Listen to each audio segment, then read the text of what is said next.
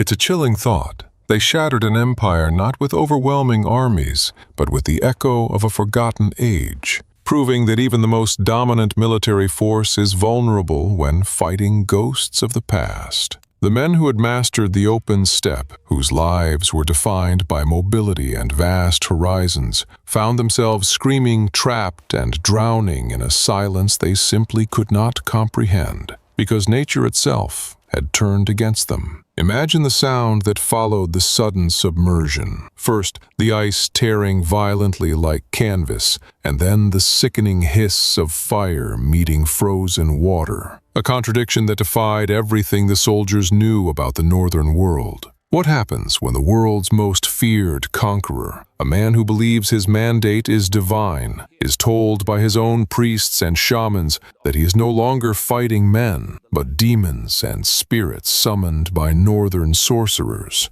The greatest military victory of the entire 13th century, a confrontation that saved Western Europe, was never written in triumphant stone monuments, but was silently, terrifyingly swallowed by the black, freezing waters of a Baltic lake, leaving only an enduring mystery. The winter of 1240 imposed the monumental silence across Europe, broken only by the relentless, terrifying thunder of the Mongol advance, led by Batu Khan, whose strategy under the legendary Subutai was considered centuries ahead of its time. Yet as the horde turned its gaze toward the Baltic coastlines, they encountered a resistance that didn't follow the familiar medieval rulebook, proving that a deep local knowledge of the land is the single most effective counter to overwhelming power. The sheer scale of the historical momentum behind the Mongols cannot be overstated. By 1240, they had demonstrated nearly a 90% success rate across 6 decades of continuous, grueling conquest,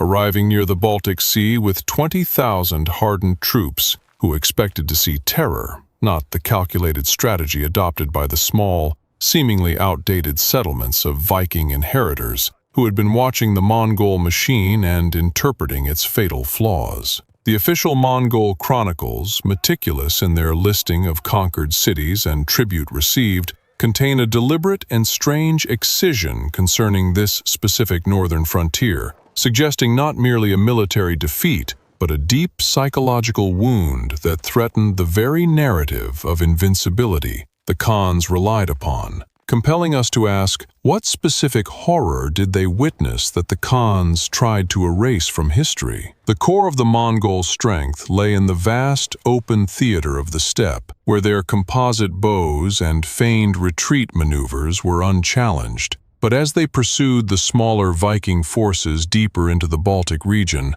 they encountered a world of dense pine forests, treacherous bogs, and crucially, massive frozen lakes. A terrain specifically designed by nature to neutralize speed and cavalry, a concept the nomadic horsemen had simply never been forced to confront. The stage was set, not on a conventional battlefield, but upon the immense brittle expanse of Lake Peipus, where the Livonian rhymed chronicle describes the defenders not as heroes, but as precise technicians of survival, executing a calculated withdrawal across the ice, wearing specialized spiked footwear. A move designed entirely to draw the charging, weight-heavy Mongol cavalry into a very specific, strategically engineered location, where the seemingly solid ice sheet held a lethal secret. The Mongol commanders, trained to recognize the panicked withdrawal of a broken enemy, saw only desperation in the retreating Baltic figures,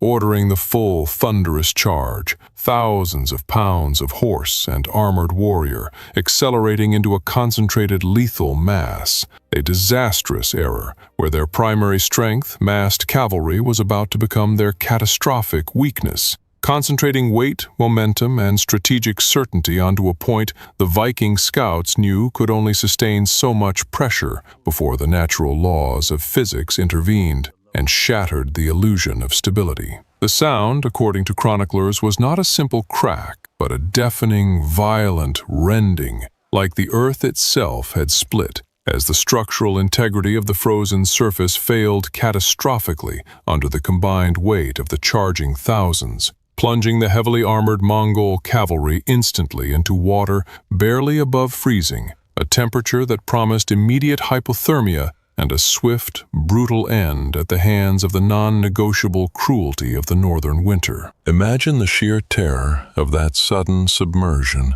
as heavy leather and metal armor designed for protection instantly transformed into an anchor pulling the warrior downward, while the struggling warhorse became a liability, dragging its rider deeper into the icy blackness. The dagger-cold water paralyzing the muscles in seconds, transforming the overwhelming power of the Mongol cavalry instantly into a desperate, isolated struggle against an environment they could neither understand nor fight. Archaeological confirmation centuries later pulled this moment from the realm of legend into terrifying reality, as underwater surveys conducted near Lake Peipus recovered fragments of scale armor, Mongol weapons, and horse remains, carbon-dated precisely to the 1240 time frame, physically confirming the catastrophic extent of the disaster. Thousands lost in minutes, not to a conventional force, but to a tactical trap orchestrated by sheer environmental knowledge. But the drowning was only the first layer of psychological warfare. As the survivors thrashed,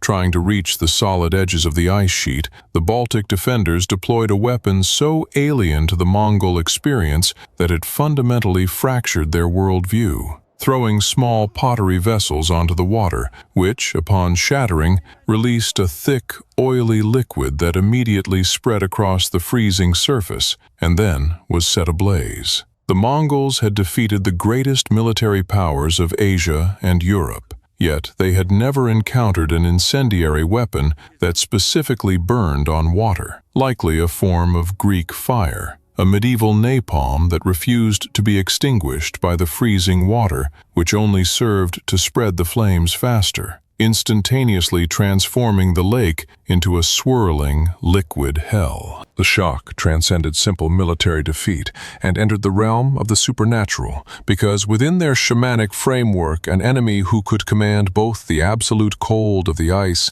and inextinguishable fire simultaneously was not human. The court historian Rashid al-Din avoids detailing the battle, referring instead to an encounter with northern sorcery and demon fire, which highlights the profound psychological crisis gripping the survivors. The surviving forces limped back to the main camp, not with reports of a fierce fight, but with devastating tales of a cursed territory, an effect intentionally amplified by the Baltic German chronicles, who recorded the defenders shouting about the vengeance of frost giants and the coming of Ragnarok, which led the Mongol shamans to a devastating verdict. The territory was cursed. The gods of the north were hostile, and the campaign must be abandoned to avoid cosmic retribution. Batu Khan, despite his fury and his remaining 15,000 warriors, faced a paralyzing crisis of morale. Because the initial tactical defeat was catastrophic,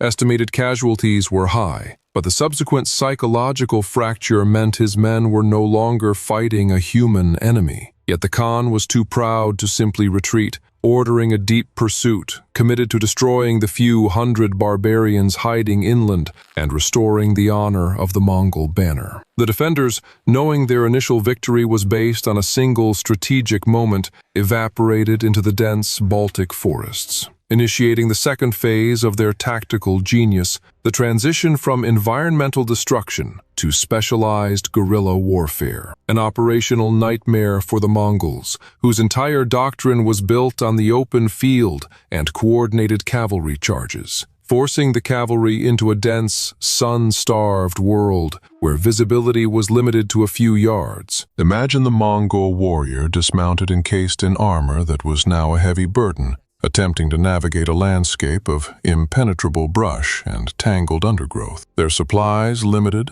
and their strategic doctrine void. The defenders, by contrast, moved along ancient hunting paths, relying on pre-positioned supply caches, forcing the world's most sophisticated cavalry force into a grinding, dismounted infantry operation on the enemy's terms. The historical record, even within the flattering Mongol chronicle, Juvayni's History of the World Conqueror, contains a rare, humiliating admission. The Mongol forces cannot pursue into the dark woods. a single sentence that speaks volumes about the extent of the strategic paralysis. As the defenders utilized horn signals and calls that echoed confusingly through the dense canopy, subjecting isolated Mongol detachments to terrifying silent ambushes. The defenders revived brutal close-quarters fighting techniques, perhaps echoes of their berserker ancestry. Frenzied two-handed axe combat designed specifically for confined spaces, where a Mongol warrior, armored for arrow mobility, was defenseless against a heavy axe swung at point-blank range, turning the campaign into a constant bleeding attrition that the Mongols, far from their Asian logistical core, simply could not sustain. It was during this harrowing forest phase that the decisive moment of strategic intelligence occurred, a detail often overlooked. When the defenders captured and interrogated several Mongol scouts, they uncovered that the tactics employed, the ice traps, the Greek fire, the forest warfare, were not improvised, but were standard replicated doctrine across all the major Viking allied settlements in Scandinavia. This critical intelligence fundamentally changed Batu Khan's strategic calculus, forcing him to realize that conquering northern Europe would not be one siege followed by a celebratory march, but would require fighting this same battle dozens more times across endless forests, frozen rivers, and boggy coastlines.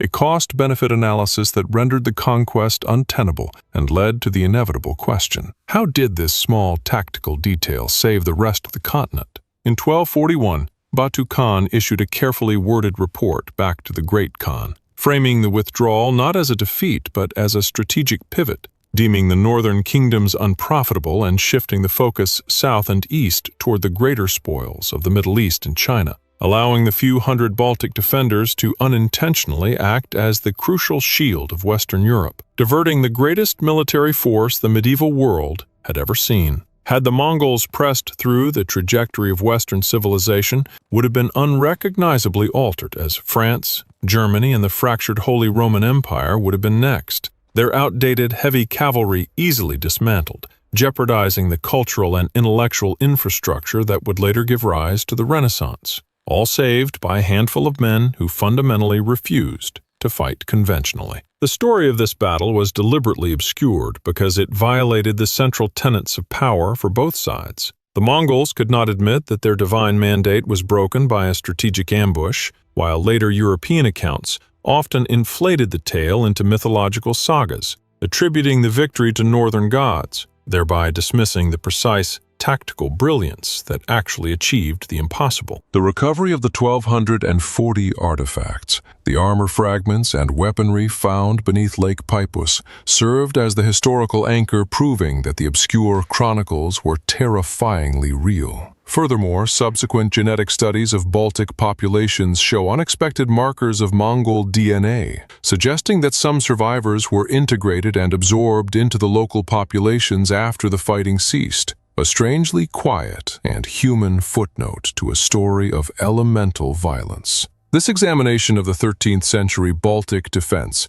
explores themes of power, strategic intelligence, and the enduring pattern of human conflict where ambition meets environmental reality, providing a crucial, timeless lesson about asymmetrical defense. The legacy of this forgotten defense is now studied in military academies worldwide as a textbook case of asymmetrical strategy, because its principles remain timeless. Use terrain as your primary weapon. Target the enemy's psychological vulnerabilities and force them to fight on ground where their greatest strengths instantly become their most catastrophic weaknesses. If this story made you reflect on the fragility of power and the genius of defensive strategy, I invite you to continue the journey with us and ask yourself, what would have been the ultimate non-military cost to the Mongol Empire had Batu Khan decided to push onward anyway, fighting endless guerrilla wars across the frozen, inhospitable lands of Europe?